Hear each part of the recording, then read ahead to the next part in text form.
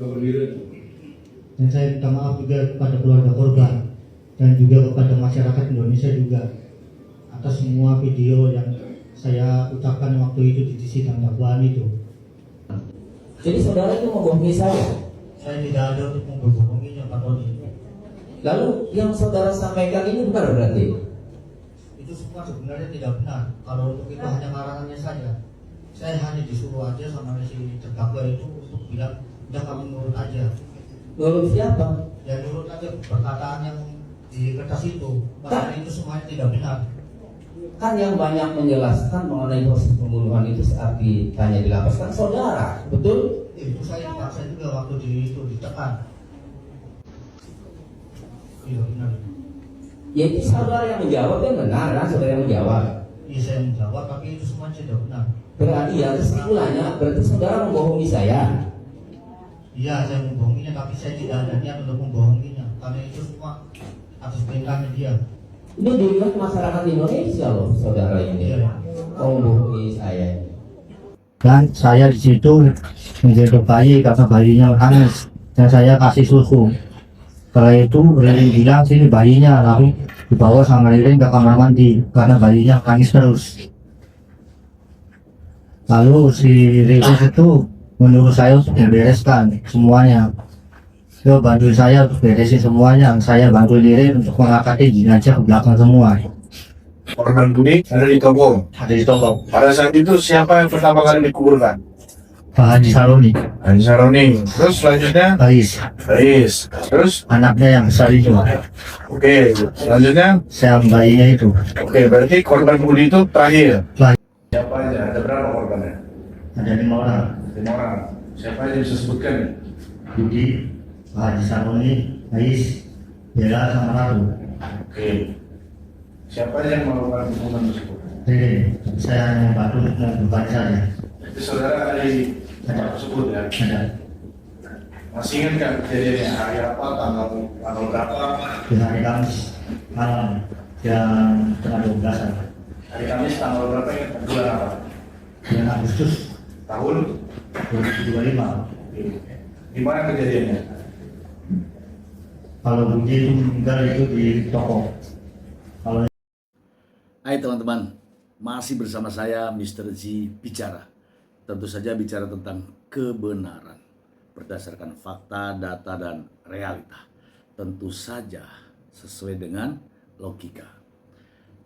Teman-teman, tadi di awal sudah saya perlihatkan ya cuplikan pernyataan atau kesaksian daripada Prio di kasus pembunuhan berencana sebagaimana dakwaan dari jaksa penuntut umum di Pauman, Indramayu, Jawa Barat. Kasus ini begitu heboh, begitu menjadi sorotan publik. Banyak masyarakat yang melihat kasus ini karena pertama ini sangat luar biasa. Di sisi lain adalah kekejiannya adalah masuk kategori pembantaian. Ingat ya, dalam kasus ini 5 nyawa menjadi korban pembantaian. Nah, masalahnya adalah ketika kasus ini sudah sampai ke proses peradilan, begitu banyak menimbulkan kejanggalan-kejanggalan. Untuk itu teman-teman, saya akan membahasnya. Apakah kasus ini adalah pembunuhan berencana atau pembunuhan biasa? Saya melihat dari kedua terdakwa yang saat ini didudukkan sebagai terdakwa di kursi pesakitan di Pengadilan Negeri Indramayu, keduanya saling ingin menyelamatkan diri. Ya, pertama karena ini hukumannya, ancamannya itu sangat berat, yaitu ancamannya maksimal hukuman mati dan minimal hukuman 20 tahun penjara. Agar tidak menjadi fitnah teman-teman, saya akan mengulas peristiwa yang disampaikan oleh Prio dalam kesaksiannya di Pengadilan Negeri Indramayu. Langsung. Teman-teman, Priyo dalam kesaksiannya di Pengadilan Negeri Indramayu mengatakan bahwa dia memang berada di situ. Dia memang berada di TKP bersama-sama dengan Ririn. Dan Priyo menyatakan bahwa Ririnlah pelaku utamanya. Ririnlah yang membantai kelima nyawa yang tak berdosa tersebut. Priyo begitu jelas menjelaskan apa peristiwa yang terjadi dengan sangat rinci,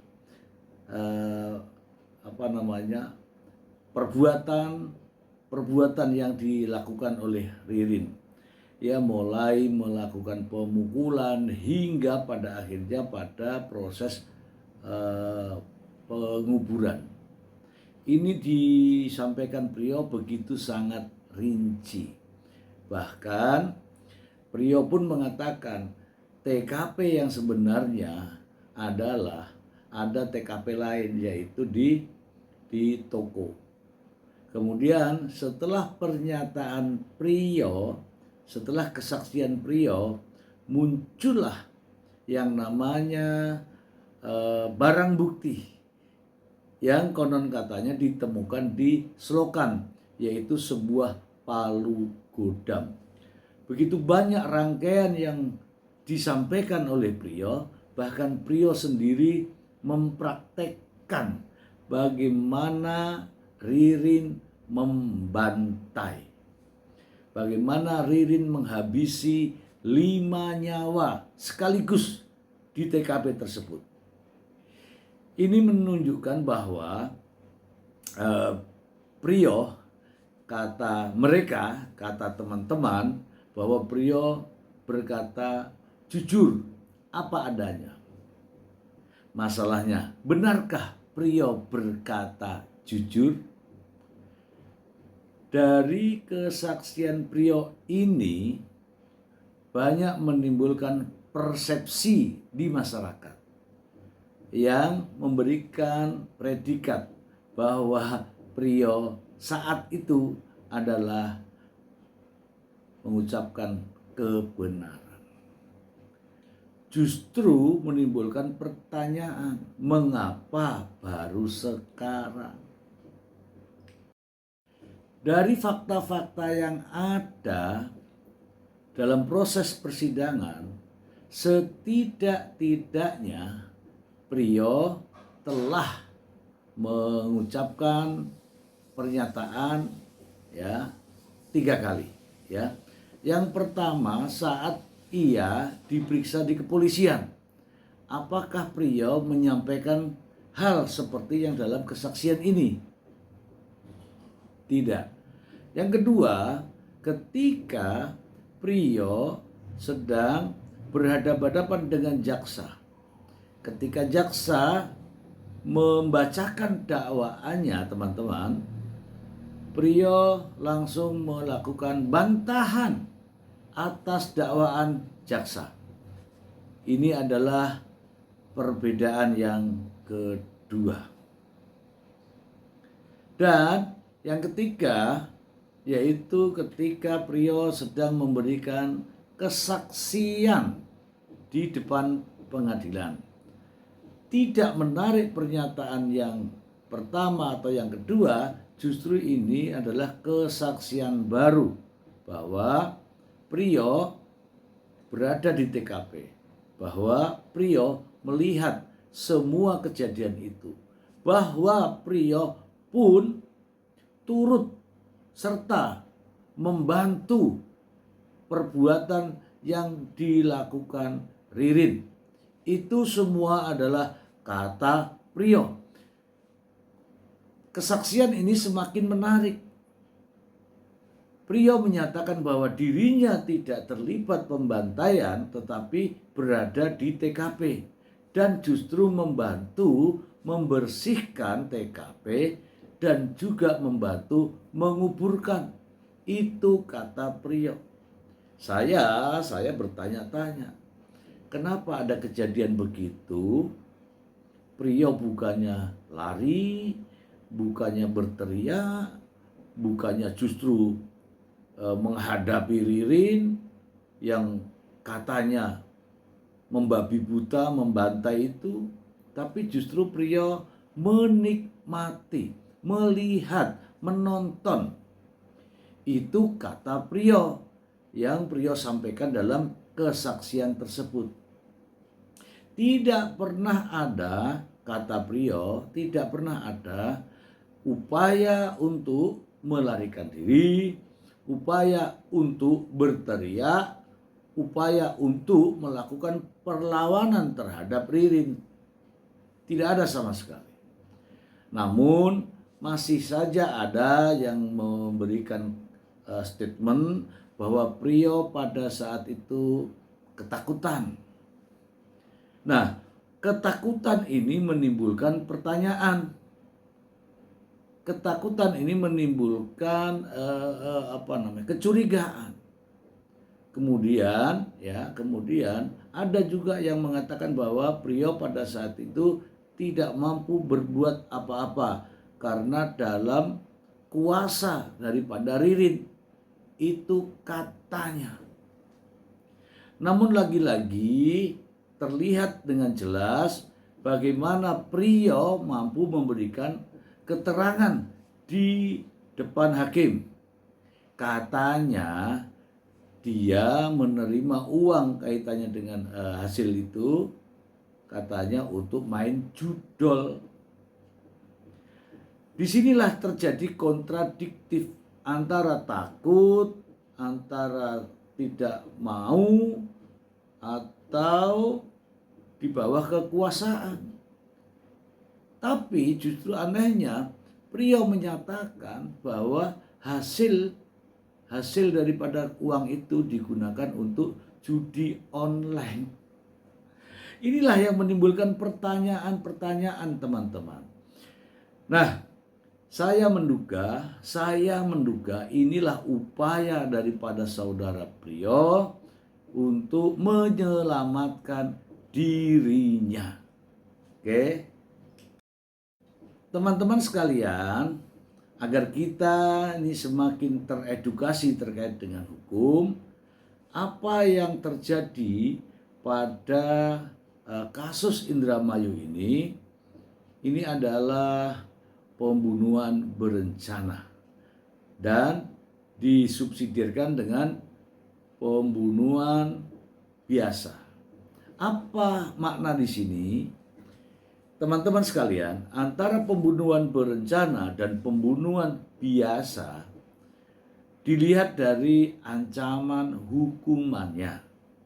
Ketika pembunuhan berencana, maka hanya 3 ancaman hukumannya, yaitu hukuman mati, hukuman seumur hidup, atau 20 tahun penjara. Ini tergantung daripada hakim yang mana yang akan dijatuhkan.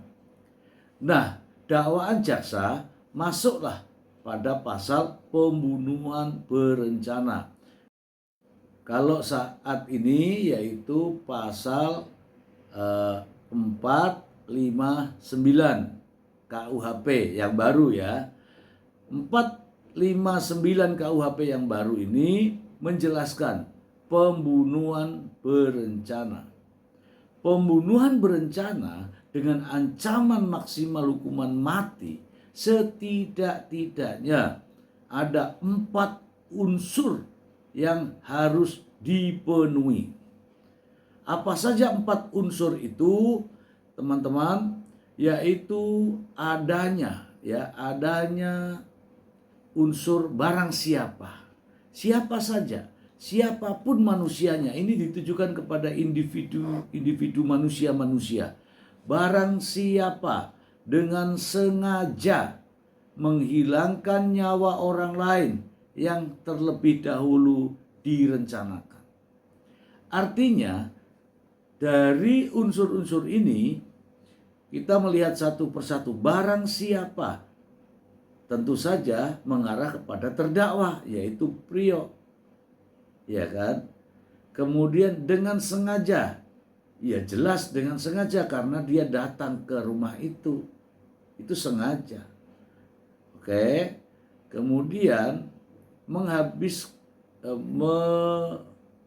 membunuh, ya, merampas nyawa orang lain. Faktanya ada 5 orang yang menjadi korban. Betul? Kemudian yang sangat krusial di sini adalah direncanakan terlebih dahulu. Nah, kalau melihat dari unsur-unsur ini teman-teman, kata prio, lagi-lagi nih kata prio ya teman-teman, ini berawal dari tanggal 24 Agustus 2025 yang dimulai dengan percakapan Ririn pinjam palu ke Prio, dan Prio mengiyakan. Nah, meskipun alasan Ririn menurut Prio, palu tersebut untuk digunakan membangun rumah. Oke. Ada logika berpikir ketika palu yang digunakan untuk membangun rumah justru palu godam. Bukan palu yang biasa itu, palu godam. Disinilah menimbulkan pertanyaan dan yakin bahwa hakim pun akan menjadikan ganjalan ini. Kalau memang Ririn pinjam palu untuk membangun rumah, kok palu godam? Itu yang pertama. Yang kedua, ada keanehan ini teman-teman. Ketika palu godam itu sudah diperlihatkan dan ditunjukkan kepada Ririn, Ririn mengatakan bahwa ini terlalu panjang. Sehingga Prio dengan kemauannya memotong sebagian dari gagang palu tersebut. Logika berpikirnya adalah ketika seseorang meminjam palu, kalau palu itu tidak sesuai untuk bangun rumah, maka dia akan menggantikan palu yang lain, bukan memotongnya. Bahkan ini, ide untuk memotong ini disepakati oleh pemilik palu godam. Inilah yang menimbulkan pertanyaan. Sebab apa? Saya sendiri saja kalau meminjam sesuatu tidak sesuai keinginan saya akan kembalikan dan saya akan meminjam yang lain. Demikian juga mungkin teman-teman tidak langsung merusak atau memotong dari barang tersebut. Nah, motong barang tersebut ini justru disetujui oleh pemiliknya. Disinilah saya menilai bahwa ini sudah kesepakatan. Kenapa? Karena buktinya palu tersebut dipotong dan pemiliknya membolehkan. Kalaulah kita, saya, mungkin teman-teman, kalau barang milik Anda kemudian tidak cocok, ya diganti dengan yang lain, bukan itu yang dipotong. Ini ya teman-teman, ini menjadi sebuah kejanggalan, ya kan? Yang berikutnya teman-teman, dari apa yang disampaikan Prio sendiri, lagi-lagi ya, ini saya mengutip dari Prio. Diketahui bahwa ada mayat yang sedang bertumpuk di situ. Namun apa yang terjadi? Prio mampu ya beli rokok, beli kopi. Artinya disitulah mereka santai. Tidak ada tekanan, tidak ada ancaman, tidak ada ketakutan. Santai. Yang berikutnya diakui lagi-lagi dari Prio. Katanya beli makan. Dan dimakan di mana? Di TKP. Artinya apa? Dengan adanya mayat-mayat itu dia masih bisa menikmati makan. Artinya apa? Artinya sedang santai, tidak ada tekanan, tidak ada ketakutan. Oke. Kemudian lagi-lagi ini kata Priyo. Priyo diperintahkan Ririn untuk mengambil cangkul. Pulang mengambil cangkul, kemudian kembali lagi ke TKP. Ini menunjukkan apa? Ini dengan kesadaran sendiri bahwa Priyo menginginkan untuk membantu Ririn. Bahwa Priyo betul-betul dengan kesadaran sendiri datang ke TKP, mengambil cangkul dan membawa cangkul ke TKP untuk membantu Ririn. Padahal tadi katanya Priyo mengatakan bahwa dia dipaksa, bahwa dia ditekan, atau setidak-tidaknya katanya dia dalam kuasa Ririn. Situasi seperti ini, ada orang meninggal dunia, bahkan 5 nyawa sekaligus. Ketika Priyo merasa ketakutan, justru disinilah kesempatan Priyo untuk meninggalkan TKP. Priyo untuk melarikan diri. Priyo untuk tidak lagi membantu Ririn kalau benar-benar merasa ketakutan. Karena apa? Ada kesempatan pergi untuk meninggalkan TKP dan mengambil cangkul. Tapi itu Anda sudah tahu. Nah, teman-teman, disinilah saya melihat bahwa dakwaan jaksa terkait dengan pembunuhan berencana yang dengan ancaman maksimal hukuman mati dan minimal adalah 20 tahun penjara. Sudah terlihat di sini ya. Nampaknya sudah ada proses mulai kesepakatan, perencanaan hingga eksekusi. Meskipun ada teman-teman yang mengatakan bahwa itu kan karena dijanjikan uang 100 juta. Itu kata teman-teman ya, di komentar itu kan banyak. Justru karena ada uang itu, nampaknya itulah kesepakatan. Bagaimana? Ya kan? Itulah kesepakatan. Teman-teman, ini saya menyampaikan sebagaimana yang dinyatakan oleh Priyo sendiri. Mudah-mudahan ini teman-teman semakin tahu, oh ternyata pernyataan Priyo menurut pendapat saya ini ya, itu blunder teman-teman. Blunder. Karena ada hal-hal yang ya tidak layak ya. Tidak layak. Ada juga yang mengatakan bahwa Priyo adalah marbot. Kalau marbot, kan dia ngaku itu. Kalau marbot, itu kan hubungannya dengan yang di atas kan. Tapi dia ngakuin dalam pernyataannya sendiri, uangnya untuk judi online. Ya. Itulah fakta yang saya sampaikan kepada teman-teman semua. Selain pembunuhan berencana, jaksa juga melapisi dakwaannya dengan pembunuhan biasa. Kalau pembunuhan biasa ini teman-teman berbeda dengan pembunuhan berencana.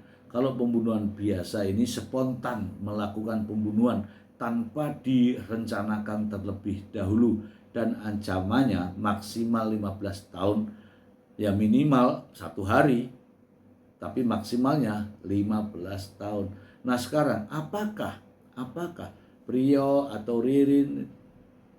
dan Ririn masuk pada pembunuhan berencana atau pembunuhan biasa? Ya kalau menurut pendapat saya, pembunuhan berencana ini terpenuhi, yaitu menurut pendapat saya. Kenapa terpenuhi? Tadi saya sudah uraikan, ada persiapan dari tanggal 24 Agustus, kemudian eksekusi tanggal 28 Agustus, kemudian mayat ditemukan tanggal 1 September, kemudian tersangka ini ditangkap tanggal 8 September. Nah, dari sini sudah menunjukkan rangkaian peristiwa tersebut itu sudah direncanakan. Kemudian ya, setelah peristiwa tersebut direncanakan ini, tentu saja kalau jaksa mampu membuktikan pada pasal 459 ini, ya tidak perlu dibuktikan yang pasal 458, ya kan? Karena pembunuhan berencananya sudah terbukti. Teman-teman, justru di sini banyak kejanggalan. Kasus ini telah berlangsung berbulan-bulan lamanya. Barang bukti tidak ditemukan, bahkan dinyatakan barang bukti hilang. Namun setelah pernyataan Priyo, tiba-tiba muncullah barang bukti berupa palu godam itu dan ditemukan di got atau comberan atau gorong-gorong. Ditemukannya barang bukti ini bukan membuat kita senang. Justru kita nampak curiga. Selama berbulan-bulan ini palu godam itu kemana saja? Kok tiba-tiba berada di situ? Apakah selama ini Priyo tidak menyampaikan? Justru itulah yang menimbulkan pertanyaan. Dan itu seiring dengan adanya pergantian pengacara. Dicabut pengacara lama, kemudian ditunjuk pengacara baru. Kesaksian ini memunculkan barang bukti yang ditemukan di comberan. Apakah benar ini barang buktinya? Ya terus kemana aja selama ini? Ya enggak? Dan ini ada fenomena sosial. Ini benar terjadi. Fenomena sosial saat ini adalah apa yang terjadi di Indramayu, ada kubu yang berbeda. Inilah yang menimbulkan sorotan publik. Ada kubu Priyo, ada kubu Ririn. Ada yang mendukung Priyo, ada yang mendukung Ririn. Padahal sebenarnya itu keliru. Dua-dua orang ini antara Priyo dan Ririn adalah terdakwa pelaku pembunuhan berencana yang seharusnya kedua terdakwa ini berhadapan dengan tuntutan jaksa. Bukan Priyo dengan Ririn. Harusnya kubu Priyo dan Ririn berhadapan dengan tuntutan jaksa. Nah, inilah faktanya. Ada keanehan. Bagi saya ini sebuah fenomena. Indonesia memang harus ada orang-orang smart, pandai menilai, pandai menganalisa.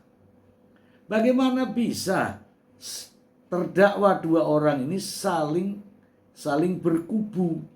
Yang ini kubunya sini, yang sini kubunya sini, saling berhadapan-hadapan. Sementara dakwaan jaksa seolah-olah diabaikan.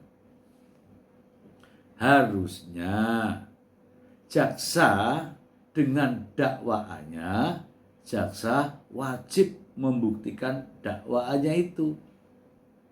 Dan terdakwa Ririn dan Priyo harus membantah dakwaan, mematahkan dakwaan dengan alibi-alibinya.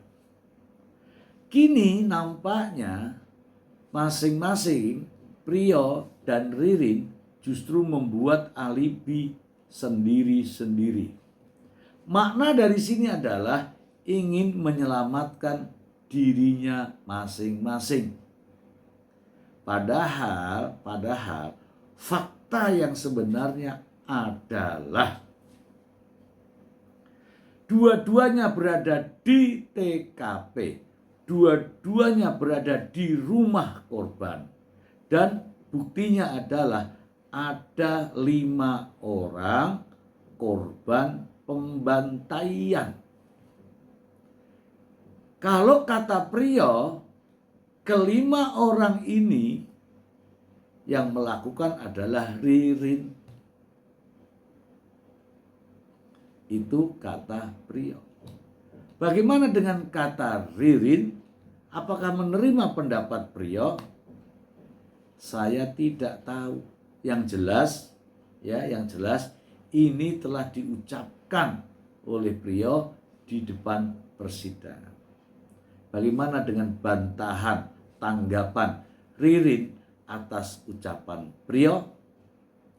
Kita ikuti informasi terkait dengan kasus Indramayu ini terus teman-teman, terus, dan kita akan ulas pada waktu yang akan datang. Demikian, semoga bermanfaat. Bye.